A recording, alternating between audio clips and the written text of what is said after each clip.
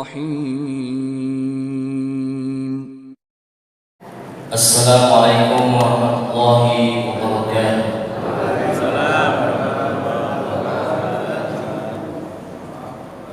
بسم الله الرحمن الرحيم. الحمد لله رب العالمين، والصلاة والسلام على أشرف الأنبياء والمرسلين سيدنا محمد وعلى آله وصحبه أجمعين. اللهم إنا نستهديك بأبشر أمرنا وزدنا علما ينفعنا. قال المؤلف رحمه الله تعالى ونفعنا فيه وببركة روحه في دارين آمين. أسماؤه وأوصافه، nama-nama Al-Quran dan sifat-sifat Al-Quran. Waqad sammallahu bi asma'i katsir, dan sungguh Allah telah menamai Al-Quran itu dengan nama yang sangat banyak. Minha Al-Quran, di antaranya adalah Al-Quran. Inna hadzal Qur'ana yahdi lillati hi aqwam.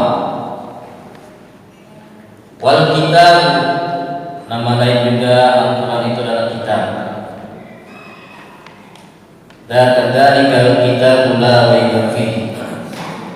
Inilah kitab Al-Quran yang tidak ada keraguan di dalamnya. Wal furqan, dan Al-Furqan. Tabarakalladzi nazzala al-furqana 'ala 'abdihi liyakuna lil 'alamin nadhira. Wadzikru, dan az-zikr. Inna nahnu nazzalna dzikra wa inna lahu lahafizun.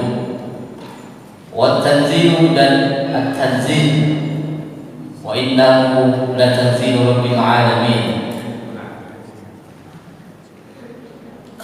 Wallahu a'lam bishawab.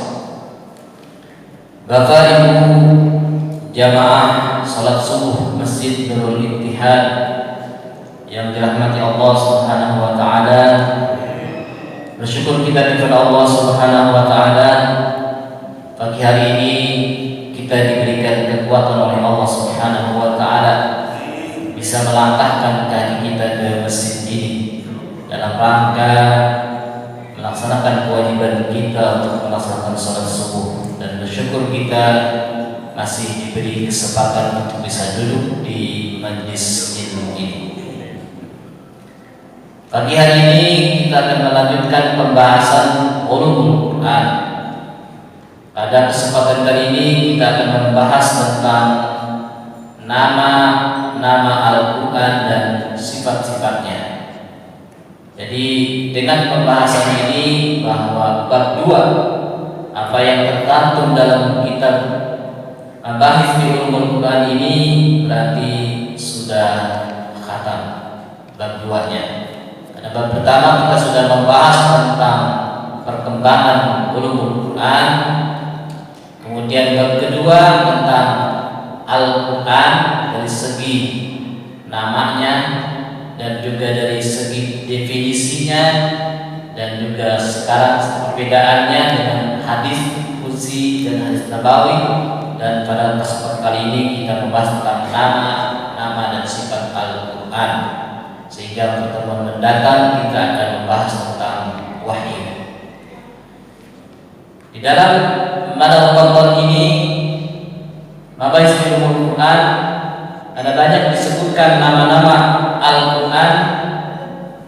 Yang disebutkan di sini pertama, Al-Quran itu memiliki nama Al-Quran itu sendiri. Kemudian yang kedua ada disebut dengan sinonimnya adalah Al-Kitab, yang artinya kitab. Kemudian nama lain juga Al-Furqan. Kemudian Az-Zikr. Kemudian At-Tanzil. Itu nama-nama yang disebutkan dalam kitab Mabahis Ulumul Quran ini. Walaupun kalau kita buka ayat-ayat Al-Quran masih ada selain dari apa yang disebutkan di sini. Karena disebutkan di sini disebutkannya minha. Kemudian ini sifat-sifatnya ada disebut dengan an-nur, nur, cahaya, hudan, syifa, rahmah, mau'idhah.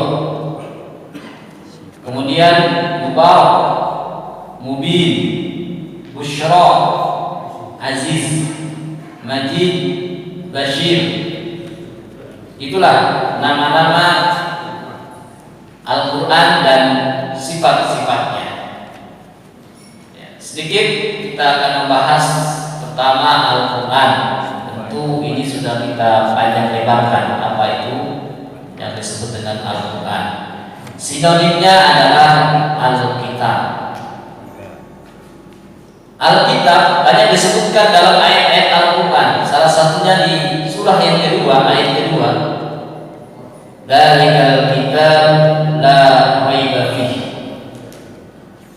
Di dalam tafsir atau terjemah Kementerian Agama, dzalikal kitab la raiba fihi. Inilah kitab dalam kurung Al-Quran yang tidak ada keraguan dalamnya. Itu terjemah daripada Kemenang. Padahal kalau kita menungi arti dari dalika itu adalah itu, tapi kok di sini diterjemahkan ini. Nah, ini sedikit banyak dibahas oleh guru kami itu Profesor Nasruddin Umar, dibahas panjang lebar. Kenapa ini kok? Seharusnya kalau mau artinya ini berarti bahasanya ada, tapi ini kok dalika diartikan ini. Dan menurut beliau yang namanya Alkitab, kitab itu memang dari satu sisi pembahasan Alkitab itu diartikan dengan sinonim dari Al-Quran, seperti yang ditafsirkan oleh Kemenang. Guru kita banyak bergabung di sana seperti Lajnah Tafsir Al-Quran. Alkitab oleh Kementerian Agama itu sudah dibatasi dengan arti Al-Quran. Padahal kalau kita telusuri namanya kitab itu banyak variasi namanya. Sedikit kita biar wawasan kita bertambah di sini. Makna kitab itu apa selain Al-Quran? Ada. Di dalam Al-Quran itu ada ayat ya ayyuhalladzina amanu kutiba alaikumusiyam. Ayat lain juga ada inna sholata kanat 'alal mu'minina kitaban mawquta. Itu ada kata kitab.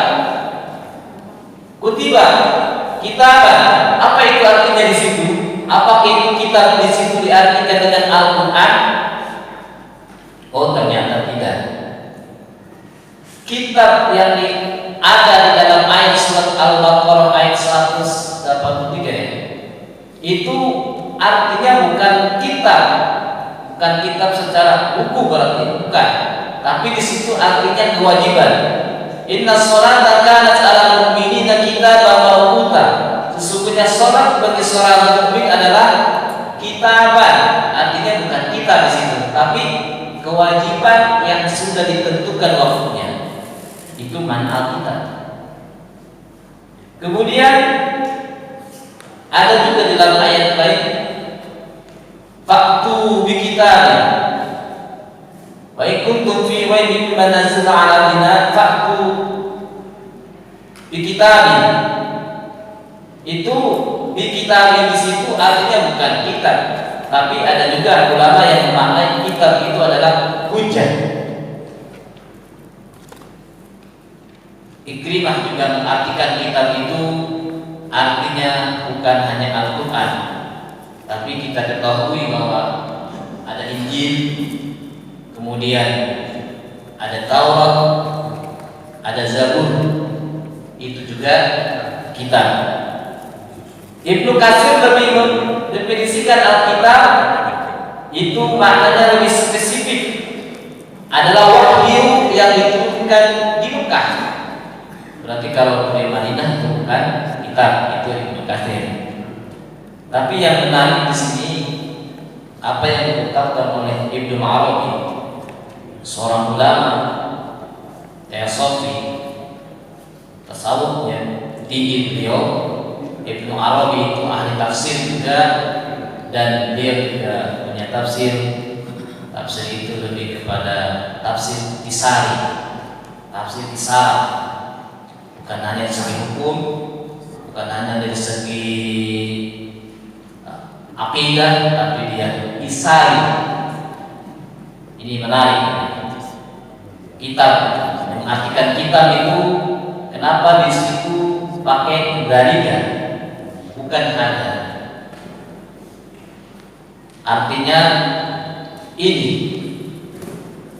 Kementerian Agama mengartikan ini, padahal dariga itu artinya itu.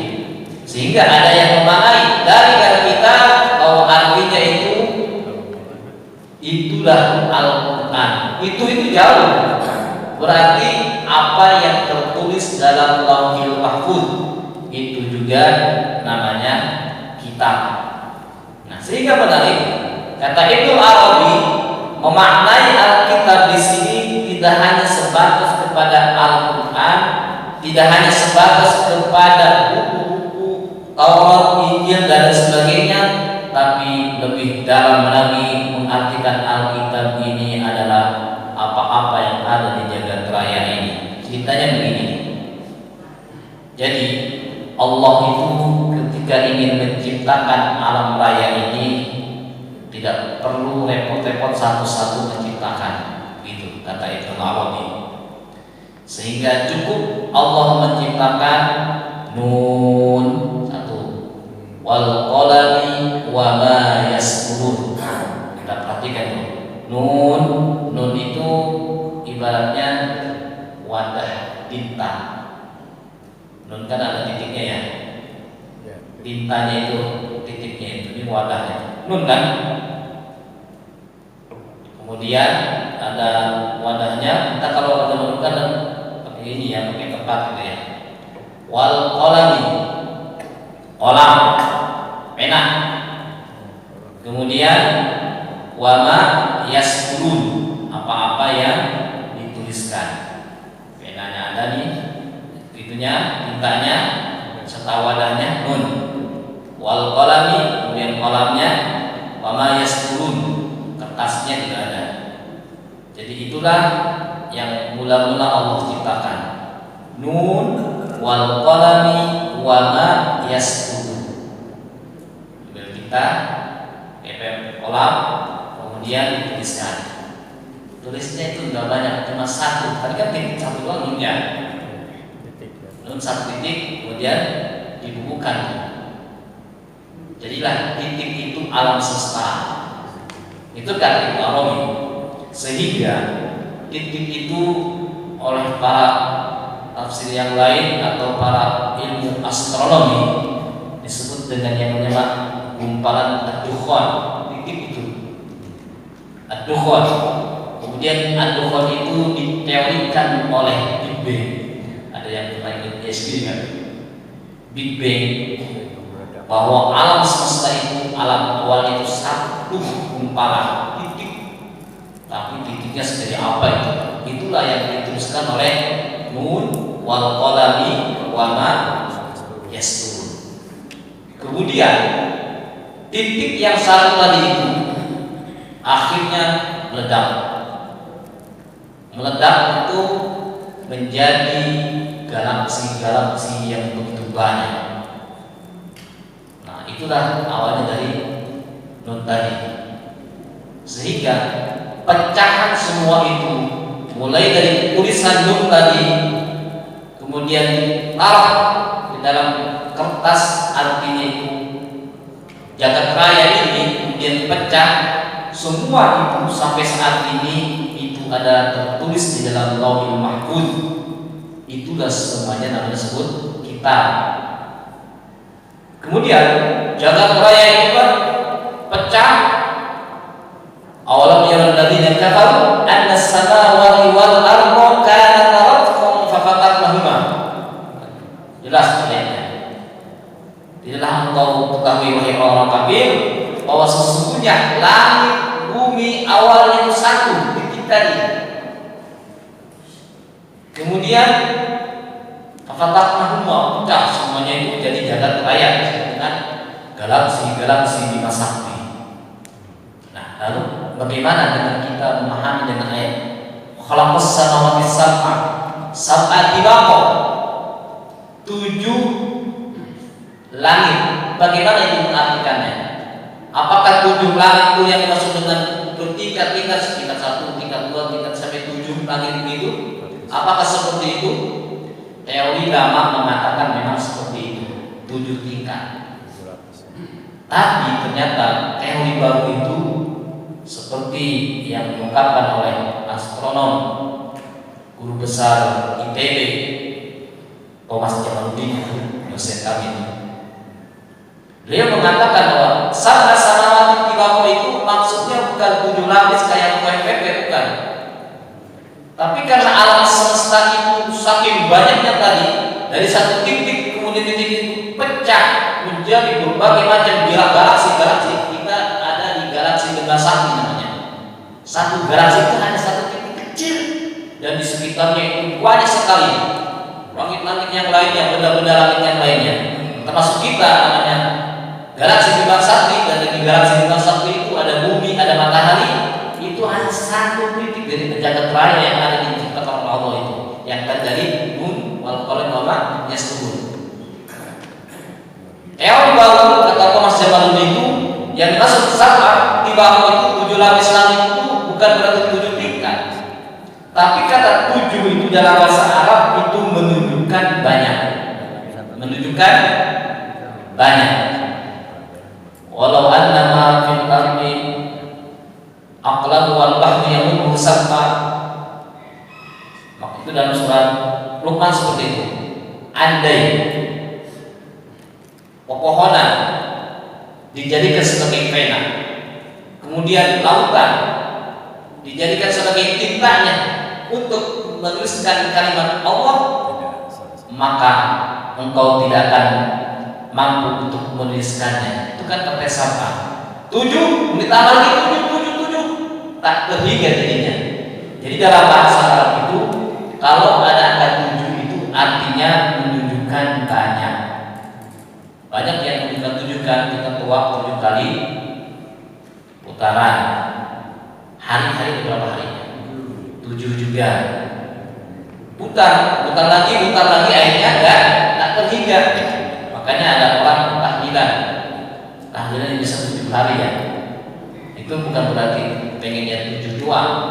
Kepengennya itu banyak. Kami ngambil pakai bahasa Arab 7, berarti menunjukkan banyak.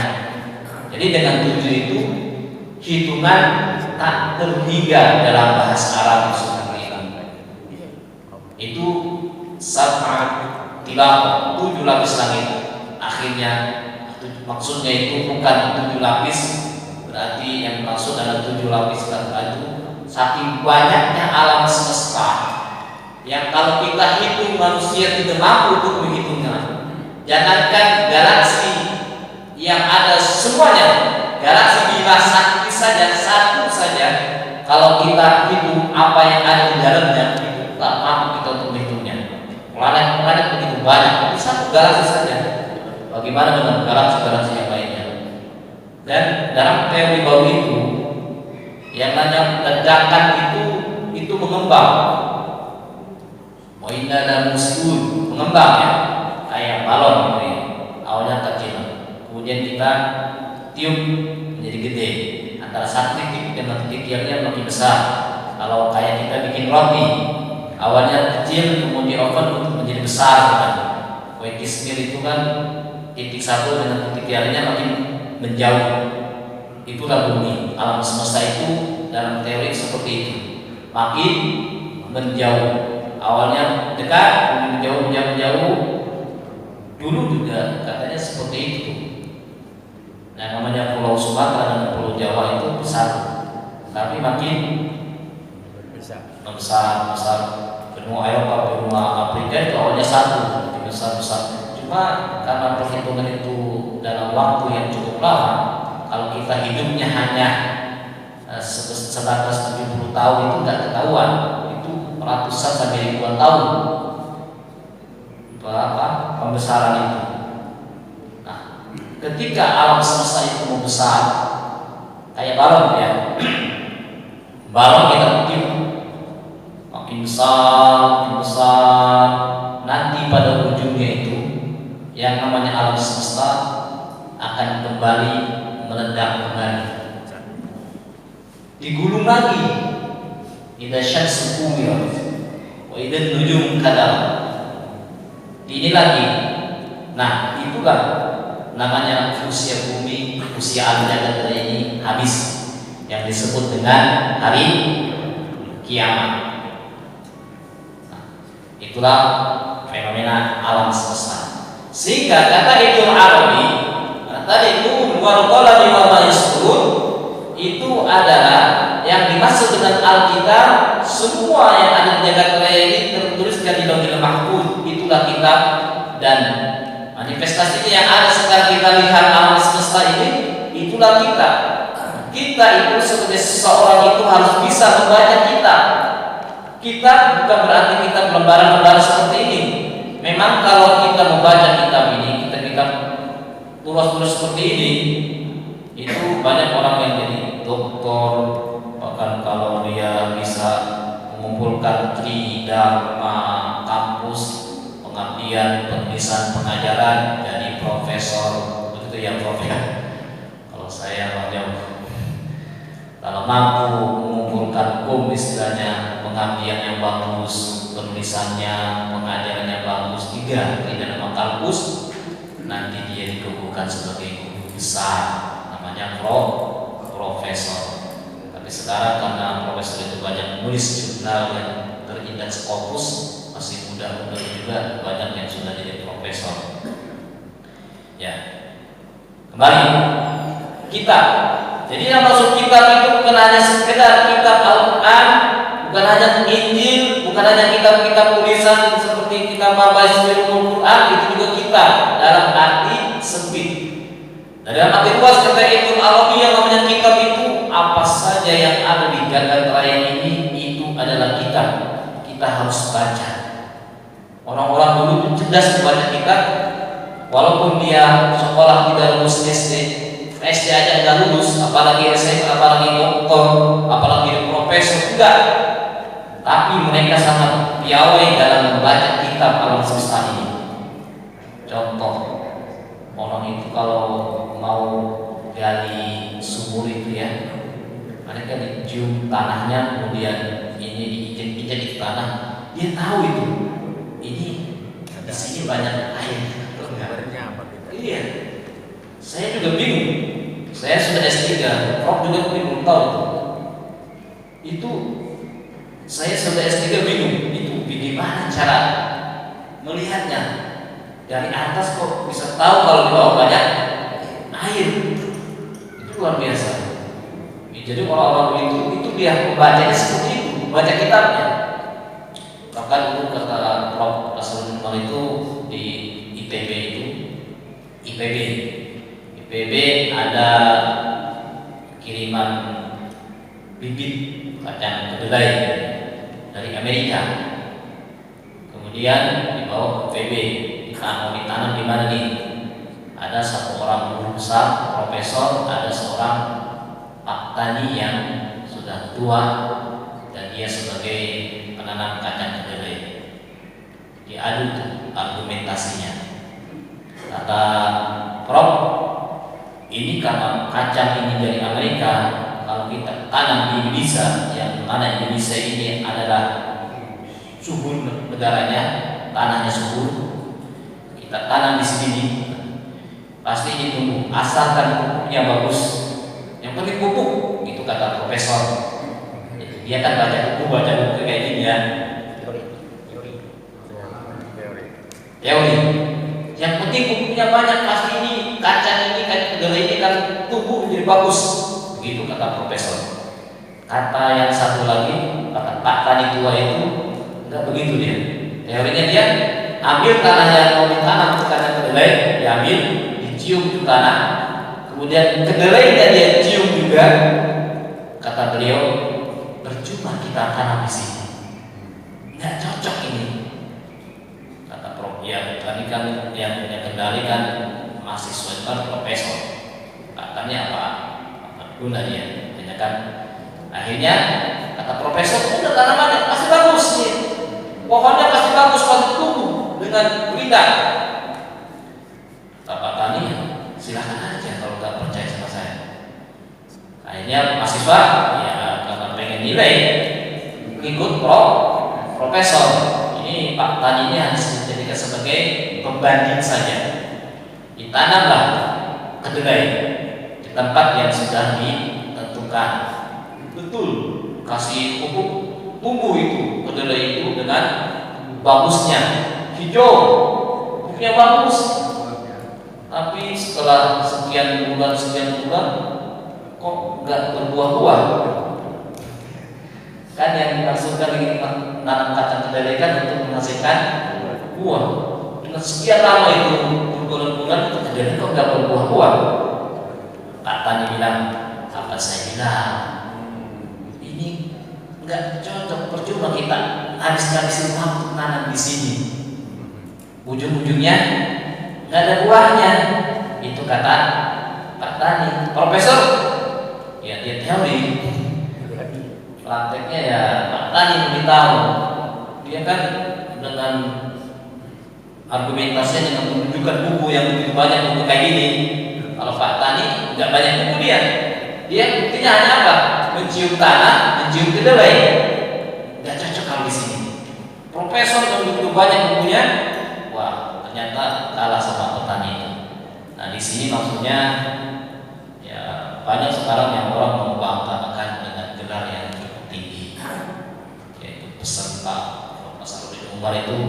Kita jangan sepelekan itu para petani yang mereka pengalamannya begitu banyak membaca kitab. Mereka ahli dalam membaca, bukan hanya membaca kitab. Profesor mungkin baca kitab yang seperti itu luar biasa, tapi Pak Tani itu walaupun dia SD aja nggak lulus, tapi dia bisa membaca yang sangat luar biasa. Itu membaca kitab. Salah itu kitab juga. Nun wal qalami wa ma yasturun. Makanya kita harus bersahabat dengan alam semesta ini. Sampai kalau kita kemudian mau meneliti, kita mau meneliti tanah, salaman dulu ke tanah, assalamualaikum tanah. Termasuk ketika kita berada di lautan, itu harus bersahabat dengan penghuni laut. Saya dengar cerita juga ya karena dia dosen saya, Pak Prof. Mas itu pernah ketika dia mau meresmikan cabang daripada binaan sekolah dia di daerah luar sana, pulau lain, tapi harus naik perahu nahkoda tengah lautan. Ternyata ada ombak yang besar. Akhirnya pegangan nahkodanya itu patah, ombak begitu besar sampai perahu itu goyang. Di antara kebingungan itu ya apa yang harus dibacakan sekeingatnya biasanya. Ya ingatnya ayat kursi, ingatnya ulhu dibaca. Tapi Prof. Nasaruddin Umar itu cerdas, dia membaca apa yang dibaca oleh Nabi Yunus itu. La ilaha illa anta subhanaka inni kuntu minadh dhalimin. Jadi kalau ada bencana itu kita nggak usah panik. Justru dengan paniknya itu malah membuat kita dan stres. Nabi Yunus itu ketika dia telan ikan, tetap dia tenang. Apa yang dibaca dalam perut ikan itu? Dia berada dalam tiga kegelapan itu. Gelapnya malam, gelapnya di dalam lautan, gelapnya di dalam perut ikan. Yang dibaca la ilaha illa anta subhanaka inni kuntu minadh dhalimin. Sudah pasang sih. Mau usaha juga ke lautan malah lebih mahal lagi. Ya udah, akhirnya sampai kata Prof. Nasaruddin Umar yang seharusnya dia sore sudah sampai, akhirnya sampai malam, bukan sampai juga, baru sampai keesokan paginya. Dan perahu itu akhirnya terlempar ke tempat yang lain. Ketika terlempar itu, Allah tidak tahu, bingung kemana harus mendarat. Akhirnya dari bawah perahu itu ada sundul-sundulan begitu ya. Ternyata sundulan itu adalah lumba-lumba. Kemudian lumba-lumba itu menghantarkan rombongan itu ke pulau yang dituju. Luar biasa, keajaiban itu. Nah, makanya kita ada gempa, ada orang gempa langsung panik, mana ini? Wah, itu nanti jadi trauma mungkin. Coba kita tenangkan hati, baca la ilaha illa anta subhanaka inni kuntu minadh dhalimin. Nabi Yunus juga demikian. Ketika dia dilempar ke laut, karena ya dia sedikit ini ya mengeluh, sekian lama dakwah tapi kok yang ikut dikit banget katanya. Sekian lama mengajar yang ikut segini-gini aja. Nabi Yunus akhirnya ada satu rasa bosan katanya. Ini bedanya nabi-nabi yang terdahulu dengan Nabi Muhammad. Nabi Muhammad terus saja, walaupun dicaci maki terus. Yang dulu masuk Nabi Yunus, ketika dia dicaci maki, dakwahnya tak berhasil, akhirnya kabur dia. Ikut rombongan. Di rombongan tengah jalan di tengah lautan perahu itu oleng. Ketika oleng diundi, wah ini harus diundi nih. Harus ada yang satu dikorbankan. Kalau nggak satu dikorbankan, semuanya akan korban. Mendingan satu aja dikorbankan, diundi. Ketika diundi kedua Nabi Yunus. Nah akhirnya masa iya Yunus kan orang baik, saya kiai dia. Akhirnya diulang lagi kemudian sampai 3 kali lebih keluar Nabi Yunus juga. Mau nggak mau Nabi Yunus harus dilemparkan ke lautan, lemparkan, akhirnya nggak oleh lagi ke perahu. Kemudian ketika di dalam lautan akhirnya ditelan ikan. Di dalam perut ikan itu Nabi Yunus bertasbih, la ilaha illa anta subhanaka inni kuntu minadh dhalimin. Ini penting kita bersahabat dengan alam semesta. Karena yang namanya alam semesta itu enggak bakalan tahu kalau kitanya bersahabat. Kenapa suka banjir? Karena dulunya tempat air kita bangun rumah. Kenapa suka banjir? Itu tempatnya air dia berjalan, ternyata dihalang-halangi kita oleh kotoran kita, oleh sampah kita. Nah itu namanya nggak bersahabat dengan alam. Banjir datang. Tapi kalau kita bersahabat dengan alam, insya Allah alam ini juga akan bersahabat dengan kita. Karena alam itu kan di dalam Al-Quran disebutkan wa in min syai'in illa yusabbihu bihamdihi. Dan segala sesuatu yang ada di jagat raya ini bertasbih kepada Allah. Kalau yang namanya bertasbih berarti itu namanya beremosi. Tapi walakin la taqulu tasbihahu, kita itu nggak tahu bagaimana tasbihnya alam semesta, nggak tahu kita. Tapi semuanya bertasbih, semuanya berarti beremosi. Maka dari itu kita jangan terlalu menjadikan alam semesta ini sebagai objek. Artinya sebagai objek yang kita dengan semena-mena memperlakukan objek itu gimana kita. Kita harus tahu aturan. Nanam ini harus begini, nanam itu harus begitu. Bahkan ketika menyembelih hewan saja, itu pasti apabila engkau ingin memotong hewan, maka perlakukanlah dengan sebaik-baiknya. Artinya dengan sebaik-baiknya, jangan sampai boloknya masih tumpul sehingga menyakiti hewan itu. Itulah namanya kita bersahabat dengan alam semesta. Alam semesta ini, kata Ibnu Arabi tadi kita kembali bahwa itu adalah sebagai kitab. Yang kitab itu harus kita baca. Ketika ada awan, kenapa ada awan ini kita harus baca dan diimplementasikan dalam kehidupan sehari-hari.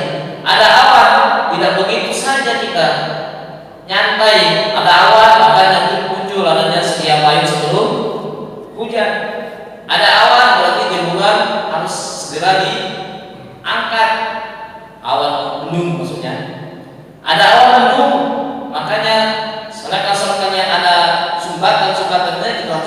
bersihkan. Baca itu awal. Kenapa ini awal dulu? Diimplementasikan dalam kehidupan sehari-hari. Angkat jemuran, sedia payung sebelum hujan, bersihkan selokan-selokan yang kotor, sehingga ketika turun hujan kita sudah tidak lagi kerepotan ngurusin ini, ngurusin itu. Itu harus kita baca. Dan baca itu harus bisa diimplementasikan dalam kehidupan sehari-hari. Dan membaca itu harus sampai kepada titik di mana kita menyadari kebesaran Allah Subhanahu wa Ta'ala. Ibarat kata kita punya rumah di pinggir pantai. Ini ikranya itu istilahnya bukan hanya ikrar satu, jadi harus sampai ikrar 6. Kita punya rumah di pinggir pantai. Kemudian di depan rumah kita ada berjejer pohon kelapa yang begitu indah. Itu kita. Nah, kita baca, wah indah sekali ini. Namanya pohon kelapa.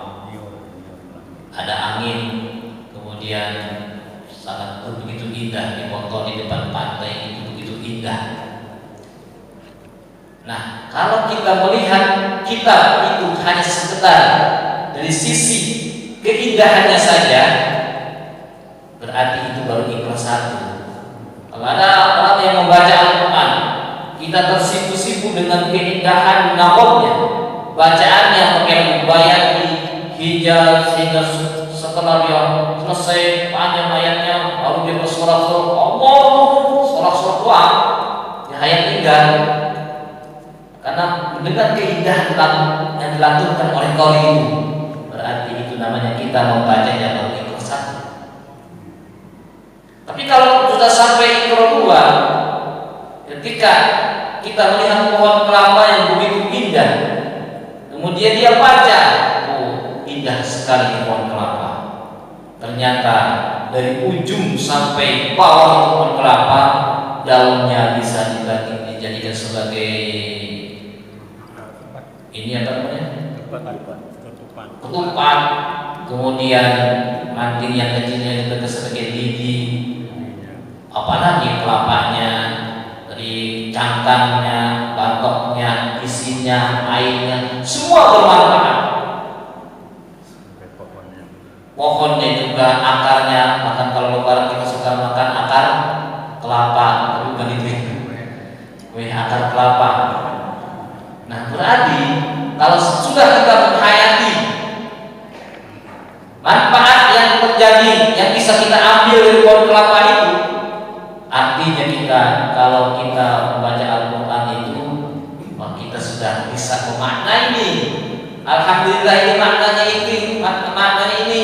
Kemudian kita implementasikan dalam kehidupan sehari-hari, berarti itu sudah ikrar 2. Kemudian selain daripada itu, orang yang cerdas membaca kitab alam semesta ini, ketika dia sudah mengenal bahwa kelapa itu indah, pohon kelapa itu banyak manfaatnya, selain itu dia juga teringat kepada sang ayah yang menanam pohon kelapa ini. Dia berpikir, ya Allah, ini pohon kelapa indah sekali. Saat ini saya hanya bisa menikmati kelapa ini. Ayah saya menanam pohon kelapa ini. Dia menyiram, merawat sampai besar seperti ini. Dia tidak menikmati karena sudah di alam kubur. Saya ini yang menikmati. Ikrar 3 itu. Dia teringat jasa orang-orang yang berjasa, teringat. Sehingga di situ akan muncul ucapan terima kasih kepada orang-orang yang ada di sekitarnya. Termasuk orang tua. Dia doakan orang tua yang sudah meninggal. Dengan pohon itu, kalau ibarat sekarang kontrakan berpintu-pintu, tinggal menikmati. Ayah saya juga yang berusaha untuk mendapatkan kontrakan ini, saya tinggal menikmati kontrakan ini. Nah itu udah ikrar 3. Dan yang paling bagus itu sampai kepada ikrar 4. Indahnya pohon kelapa ini, banyak manfaat yang bisa didapat dari pohon kelapa ini. Kemudian dari pohon kelapa itu ternyata ada jasa orang tua yang menanam ini, sehingga kita harus berterima kasih kepada orang tua itu. Dan di balik itu ternyata ada zat yang sangat luar biasa yang bisa menumbuhkan pohon kelapa itu secara hakiki, yaitu Allah Subhanahu wa Ta'ala. Sehingga melihat alam semesta tertujunya kepada Allah Sang Maha Pencipta. Hebatnya sebesar apapun pohon kelapa itu, bagusnya sebesar apapun, manfaatnya sebanyak apapun, semuanya tertuju kepada Zat yang Maha Kuasa, yaitu Allah Subhanahu wa Ta'ala. Sehingga di situ muncul rasa syukur yang diimplementasikan untuk melaksanakan segala amaliyah ibadah. Makanya Al-Quran awalnya Iqra, baca, ujungnya surat Al-Alaq ayat 9, kalla la tuti'hu wasjud waqtarib. Ketika dia sudah mampu melihat alam semesta, membaca kitab alam semesta, pada ujungnya dia harus bisa mendekatkan diri kepada Allah Subhanahu wa Ta'ala, menjadi orang yang lebih bersujud. Banyak sekali yang profesor-profesor yang sudah bosan membaca buku yang begitu banyak, itu ujung-ujungnya dia lari kepada tasawuf. Ya, konon katanya Prof. Satu dulu sebagai orang liberal, gara-gara membumikan persamaan gender. Banyak orang yang menuju dia sebagai liberal, tapi sekarang belum sangat luar biasa pada kajian teosofinya, lebih kepada tasawuf. Dulunya ya kecimpung dalam bidang-bidang ilmu sudah ya. Kalau udah tua Pak Profesor sudah larinya ke ilmu tasawuf, betul nggak? Iya. Itu berarti bagus itu. Apa yang diinginkan oleh Al-Quran memang dijalani. Segala apa yang dia baca dari kitab, baik itu kitab yang berupa Al-Quran ataupun kitab yang berupa alam semesta ini, pada ujungnya dia harus bisa mendekatkan diri kepada Allah Subhanahu wa Ta'ala. Itulah maksudnya Al-Kitab. Nun wal qalami wa ma yasturun. Nun wal qalami wa ma yasturun, demi pena yang Allah ciptakan itu adalah apa-apa yang dituliskan. Itu alam semesta. Sehingga titik itu ulama juga ada yang mengatakan bahwa itulah kenapa Al-Quran di awal dengan titik itu, Bismillahirrahmanirrahim, itu kan bab titik itu. Al-Quran itu semuanya kembali kepada Al-Fatihah, Al-Fatihah kembali kepada surat Bismillah, Bismillah kembali kepada titiknya itu. Jadi semuanya kita ini akan kembali kepada satu titik. Ya, ini saja mungkin ya.